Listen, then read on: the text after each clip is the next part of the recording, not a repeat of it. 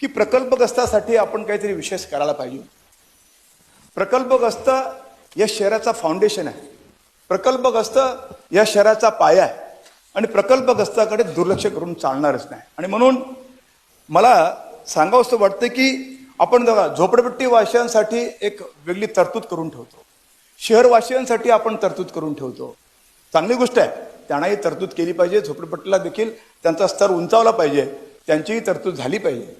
पण हे करत असताना कुठेतरी आपण प्रकल्पग्रस्ताला विसरू नये अशी आपल्याला विनंती करतो. आणि सभागृहात देखील विनंती करतो की प्रकल्पग्रस्त हा मूल गाभा या शहरात असल्यामुळे त्यांचा देखील आपण सगळ्यांनी विचार केला पाहिजे. अनेक अशा गोष्टी आहेत ज्या त्या माध्यमातून आपण प्रकल्पग्रस्ताला गावठाण विजन देखील आपण जर तयार केला असता तर त्या माध्यमातून काही तरतूद आपण जर त्यांना केली असती तर सन्माननीय आमचे नेते गणेश नाईक साहेबांना देखील आनंद झाला असता. कारण नाईक साहेब नेहमी म्हणतात की गाव शहरात आला पाहिजे, शहरामध्ये शहर गावात गेला पाहिजे, त्यांचं एक ब्रीदवाक्य. आणि मग त्यांच्या या वाक्याला साजेसे आपण जर हे काम केलं असतं तर निश्चितच त्यांना देखील आनंद झाला असता असं मला या ठिकाणी आवर्जून सांगावं असं वाटतं.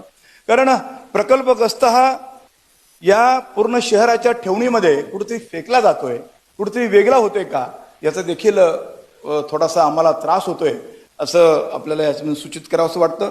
महापौर मॅडम, मला तरी वाटतं की ह्या 6,704 कोटीच्या बजेटमध्ये कुठेतरी प्रकल्पग्रस्तांच्या या विजनसाठी एक 50 ते 100 कोटीचा वेगळा फंड आपण ठेवावा अशी आपणास मी कलकलीची विनंती करतो आणि सूचना मांडतो.